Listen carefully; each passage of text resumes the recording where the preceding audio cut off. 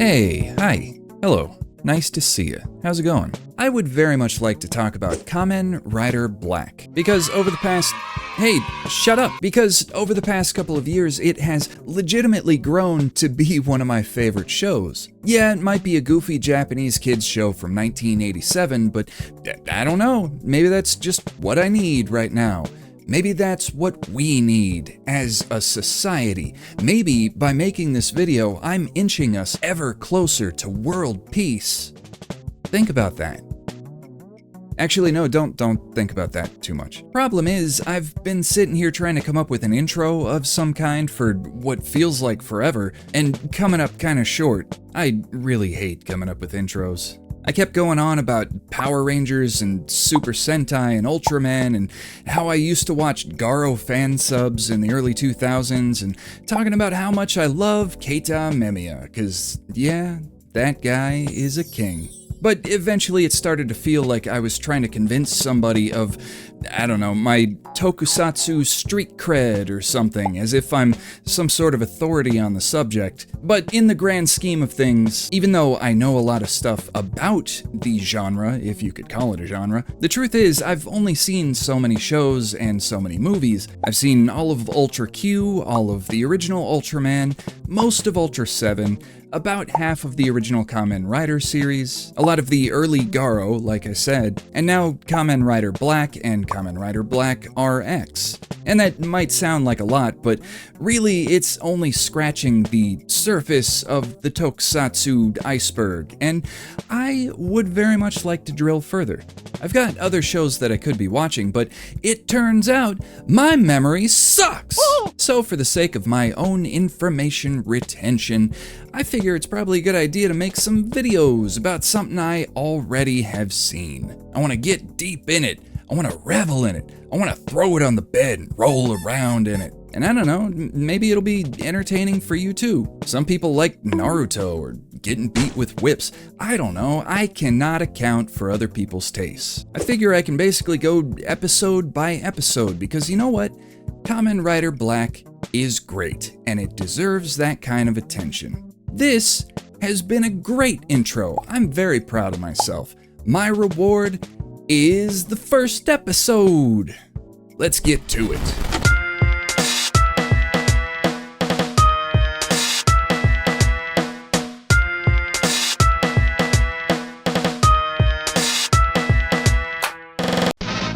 Black 変身 It's a hot summer night in Tokyo, and the city is alive with folks going to ramen shops and karaoke bars and whatever people do in Tokyo in 1987. It's a grand old time, unless your name is Kotaro Minami, age 19. He finds himself on the run from a group of superpowered cult leaders in white robes. He's ducking, he's weaving, he's almost getting hit by cars. Eventually they corner him on a nearby rooftop, start blathering on about his cyborg surgery and Black Sun and the Creation King. Eventually one of them throws him into a nearby sign, electrocuting him, and sending us into our first flashback. We see Kotaro and his adopted brother Nobuhiko strung up, apparently about to be operated on by the cult leaders. But when the cult leaders mention that the only thing left is to erase their memories, Kotaro and Nobuhiko's dad, Professor Akizuki, shows up and objects. He interferes with the surgery, causing chaos in the room, giving Kotaro enough time to escape. Back in the present, the cult leaders explain to Kotaro that the reason he was able to survive his electrocution upon hitting that sign before is that he is no longer a normal human. He's a cyborg, and apparently he's destined to become their leader. They all three pick him up and start flying him away, but of course he struggles and eventually breaks free, falling into a nearby warehouse district. After a bit of a scuffle and after getting thrown through a wall, Kotaro emerges transformed. Apparently this was the form that the cult leaders were trying to gussy him up into before. But too bad for them, they didn't get to finish erasing his memories. He fights back and eventually is able to brute force them into retreating. We then get a short sequence introducing his personalized motorcycle, which he dubs Battle Hopper. No, I'm not gonna make a joke about that, cause dude, That's metal as hell. And this leads us into the commercial bump. Later on, the cultists are feeling a little bit bummed out, but at least they're looking on the bright side. They might have lost Kotaro, but they've still got Nobuhiko, who they now refer to as Shadow Moon. Kotaro returns home looking for his father, but finds only a note from him, instructing Kotaro to meet him at a specified destination where he'll explain everything. But one thing he won't be able to explain is how Kotaro managed to get a fresh set of clothes and his civilian motorcycle before he returned home. That'll be our subject on this week's episode of Plot Holes That Don't Freaking Matter. Right about then, Kotaro's adopted sister Kyoko and Nobuhiko's girlfriend Katsumi show up, but they're oblivious to everything that's happened, so Kotaro stays coy about it all. Eventually, Kyoko throws Kotaro a soda, and he accidentally breaks the bottle, sending him into a little bit of a rage as he's reminded of his new cyborg form. He then heads off to meet with his father. At this point, it's time for some exposition, baby. Dr. Akizuki explains that the organization that's been chasing Kotaro is called Gorgum, and that he is a member of their ranks. 19 years earlier, he and his good friend, Dr. Minami, that's Kotaro's biological father, both had sons on the same day at the same time during a solar eclipse. Around the same time, they were also working on an archaeological dig that they couldn't quite make up the money for.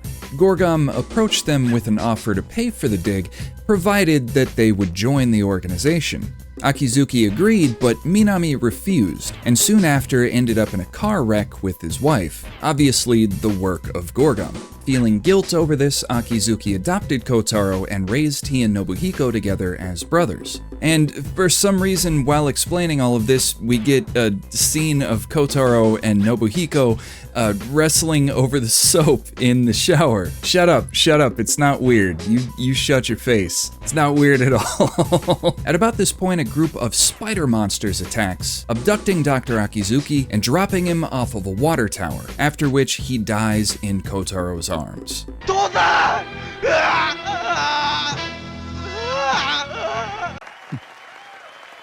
Acting.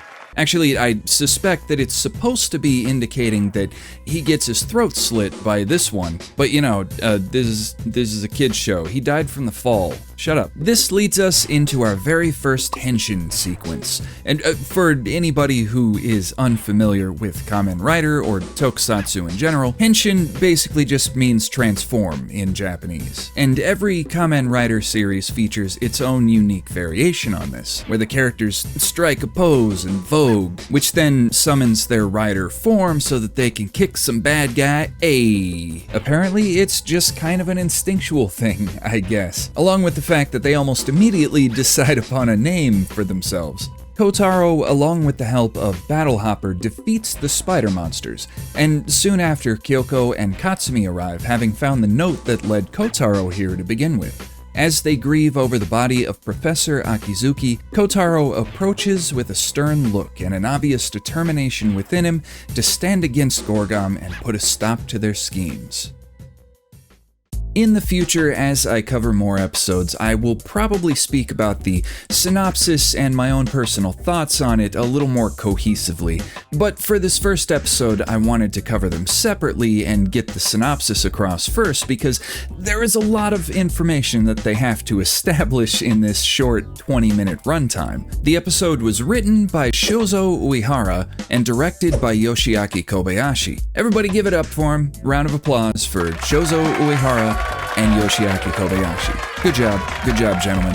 Uehara would write 5 episodes of Kamen Rider Black in total, but Kobayashi would only direct this one single episode, and honestly, it's him that I want to focus on most because I feel like most of the things that I like most about the episode stem from directorial decisions as opposed to scripting ones. Obviously, I don't have any proof as to what was or wasn't in the script, but the things I'm talking about have to do with shot composition, the use of light and and shadow, the choice to film in one location as opposed to another, not to mention a number of shots in here that are surprisingly subtle and almost poetic and just kinda slipped in there under the radar. I Google translated Kobayashi's Japanese Wikipedia page, and there's a quote that I found on there from another director who says that Kobayashi has a tendency to film really great looking stuff, but that it usually costs a lot of money, and I feel like that's reflected pretty well in this episode. By that I'm basically talking about the entire first half, and the fact that it all takes place at night in the heart of the city against a backdrop of movement and population under brightly lit advertising signage. It just looks so damn good. And the rest of the series after this tends to look really good as well. Actually,